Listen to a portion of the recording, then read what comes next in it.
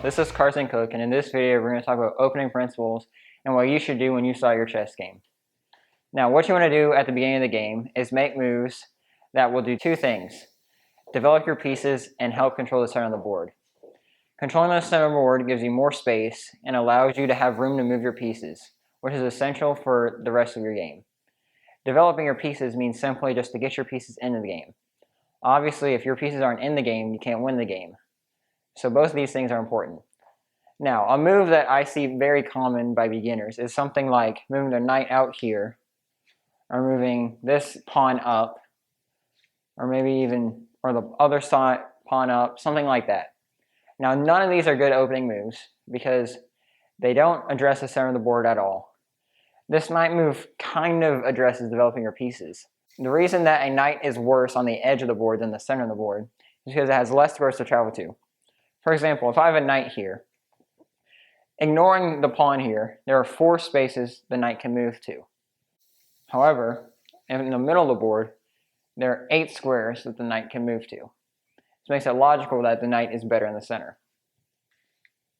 Now I want to go through some general opening moves that are showcasing developing your pieces and controlling the center. So I will make a pawn move. This puts the pawn into the center of the board, so they're fighting for these 2 squares. And it also opens up the queen and the bishop to get into the game. Black is just going to copy.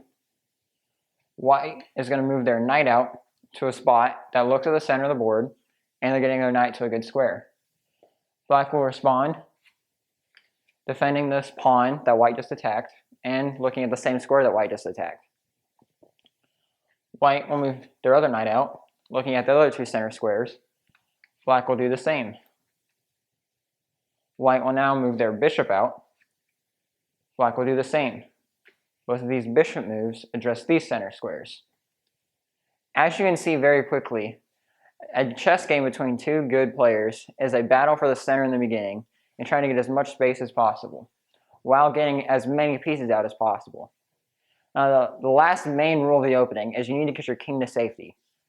That almost always means castling your king, as it gets your king to the edge of the board where it's harder for your opponent to attack it, and it also will get your rook into the game, developing your rook. It covers 2 key points. Also, after castling, either kingside or queenside, you can have your rook in the center of the board to look at the center more. Now here, white is going to castle. Black will do the same. Now, both opponents have their king safe, and their rooks are in the game. These are some general opening moves that give you an idea what you do in the opening. Now I want to tell you what you should not do in the opening. So backing up to the beginning, another important chess rule is to not move a piece more than once in the opening. I'm about to show an exaggerated example that will show a negative side effect of what can happen from moving a piece more than once in the opening. So white will start with move e4. Black is going to be playing knight f6. Looking back at the center. This is a valid opening for black called the Alekhine's defense, but here black does not make the correct move after white moves the pawn of attacking the knight. Black moves their knight here into the center, and white decides to strike that knight back. Black runs the knight away. White attacks it again. Black runs away. White attacks it again. Black runs away. Now you may be thinking, I'm saying not to move a piece more than twice, but I just moved this pawn twice and this pawn 3 times. Well, that's true, but I'm using it to grab more of the center. Black has moved the same piece once, so that's also justifying me moving a piece more than once. And we're about to get more pieces out with this move, attacking a knight. Black's knight runs here. We attack the knight. Now, as you can see now, this knight is completely trapped in. It has nowhere to run. So black tries to defend the knight. Black can simply attack it with this pawn, and now this knight is dead.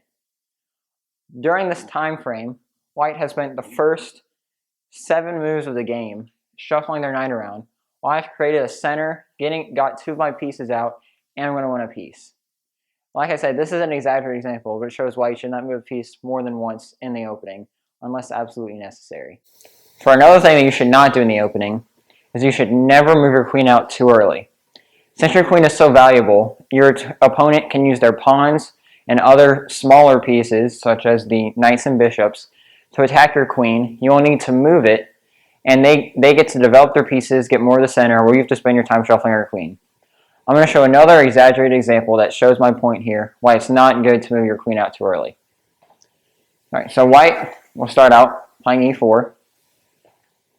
Black will respond. Both these moves control the center. White will develop their bishop out. Black will develop their knight out. Now white will play their queen out, going for checkmate. If you do not see it, it is right here. White wins the game as the bishop protects the queen. This is a common checkmate called scholar's mate. Black sees this. They play g6. So white backs their knight up, still trying to get the checkmate here. Black plays their knight out to defend it. And here is where it gets exaggerated because white tries to get greedy. White plays g4. This is a terrible move. You're weakening your king side where you're most likely supposed to castle, so your king will not be as safe. This move does nothing to control the center and does not develop a piece out. Black is about to take advantage of this poor move. Black plays knight here, attacking the queen, and also threatening to take here, attacking both the king and the rook. So white must back their queen up to defend both threats. Now black plays d5, attacking the bishop. So white has to take the pawn. And black is to take the weak g4 pawn. This is a free pawn as the bishop is protected by the knight.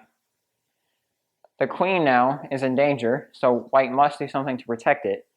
And now black has the great move, knight takes on e4. This wins the game immediately for black.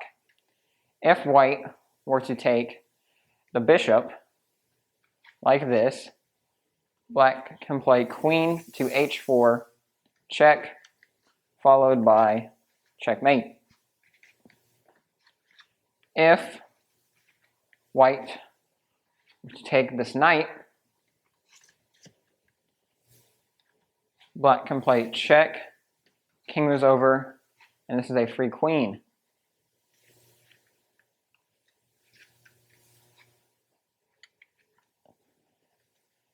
As you can see, moving your queen out early does nothing good for you, and you should keep it back, making sure you move out all your other smaller minor pieces and trying to control the center. In this lesson, we learned about different opening principles that you should use in your everyday chess games.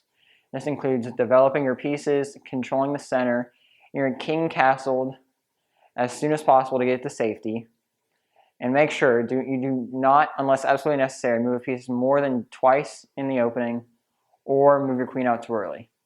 Thank you, and I will see you in the next video.